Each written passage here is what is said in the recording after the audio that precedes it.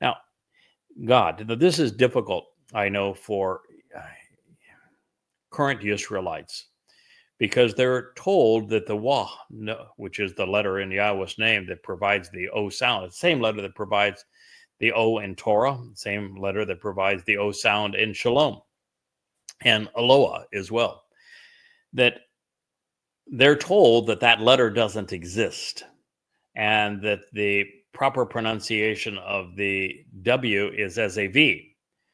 But that's just not true. The Wah in Hebrew was a vowel. It conveyed the O sound. It sometimes can be rendered as a U sound. It's just like the English W. English W is almost always pronounced as a vowel consonant conveying the O or the U sound. That's why it's called a W in English. And unfortunately, because the rabbinical types messed around with the Hebrew alphabet, and they were most disruptive at the places where there were letters used in Yahweh's name, it is difficult for Jews today to recognize that Torah tells them how to pronounce the Wah. Shalom tells them how to pronounce the Wah. But nonetheless, it goes on to say, to announce, this is what Yahweh, the God of Yisrael, proclaims, so as to declare, of your own volition, write. This is kathab. Choose to literally inscribe, jotting down, using this alphabet, all of the words which lead to the proper path to get the most out of life that I have and will be speaking to you about, doing so in a written document so that there is a permanent record. Now, there's something that is common amongst all of Yahweh's prophets that is completely uncommon amongst all of those falsely claiming to be prophets. The one thing that Yahweh always asked of his prophets, whether it was beginning with Moshe, it was then Shamuel, it was then Yeshayah, Yirmiyah, Malachi, Zechariah, Hosea, no matter who it was, here with Yirmiyah, Yahweh specifically says, and he repeats it over and over again, write it down. I want a written record of what I'm communicating to you. Now, the reason he does this is that Yahweh uses prophecy to validate his testimony. And the only way for prophecy to be valid is for there to be a tangible written proof of what he said in advance of the prophecy being fulfilled. And so this is the way that Yahweh wants to prove his authorship of the Torah, prophets, and Psalms. And since he is the only one who lives outside of the confines of time, who can see our future in our past and report what he witnessed in our future in our past, documented in writing, when future history plays out as he foretold, we know we can trust him.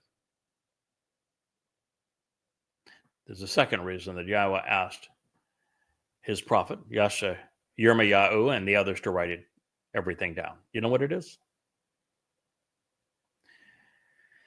The other reason is that when things are passed on lip to ear, even over the period of 15 minutes past one person, the changes are appreciable.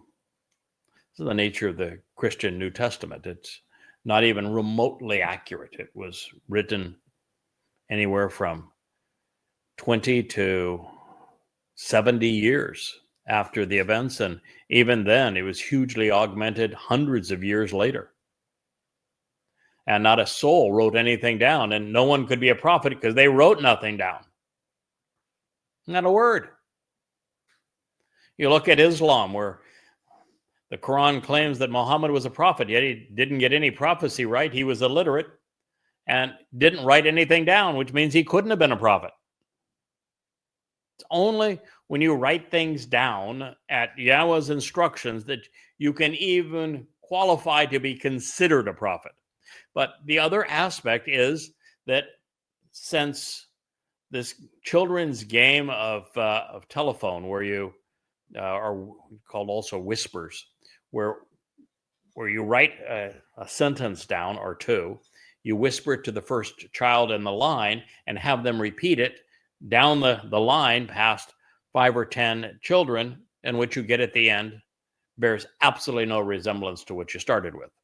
So by writing the text down on Yahweh's instructions, it would endure the test of time. As a matter of fact, if you look at the Dead Sea Scrolls, not only are the copies of those scrolls exceedingly similar to one another, they're also so similar to the Masoretic text because they were maintained by copyists over the years as opposed to oral communications.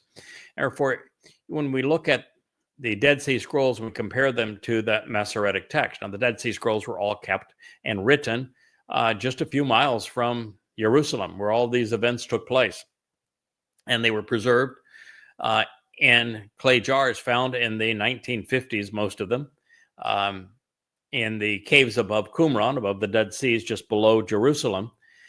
And some of them the copies date back 300 years, and some even further than that, from the time that these copies finally ceased when the Romans came in 70 to wipe out the Essene community. And the only reason that the copies were kept there in these ceramic jars is that they were the worn out versions that had been then recopied from, because they were of the contention that since the third statement that was etched in stone said that it is an unforgivable sin, an unforgivable mistake to nullify Yahweh's name in any way, to belittle it, to erase it, to do anything about Yahweh's name, they came to the conclusion that any one of these prophecies, and everything that is a prophecy contains Yahweh's name, which obviously excludes the Quran and excludes the Christian New Testament, that they could not be destroyed. They had to be put in these ceramic jars and not erased and not destroyed. That's why we have copies of them today.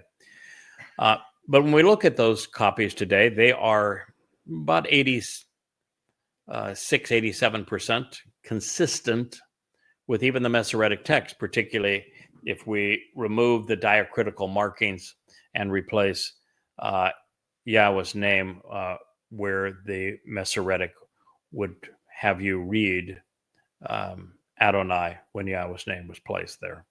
So there's just a huge advantage of having a written text. It doesn't get altered as the Quran did and the Christian New Testament did. The text maintains its integrity. And so it's very much like we were there. So when Yahweh speaks to Yirmiyahu, because he wrote it down and now we're in a position to read it, it's as if we were there listening at the same time. It puts us in an advantageous position that wouldn't exist otherwise. And of course, it also differentiates Yahweh's mode of communication from all of those who have tried to counterfeit who he is and claim divine inspiration like himself for themselves, like the Christians who created the New Testament. They don't qualify under this basis, nor do anybody associated with Islam. So it's a very different and effective way to communicate that no one else in a religious community has ever done, setting Yahweh and his prophets apart from all others. It is, by the way, the same strategy that Yahweh asked me to deploy.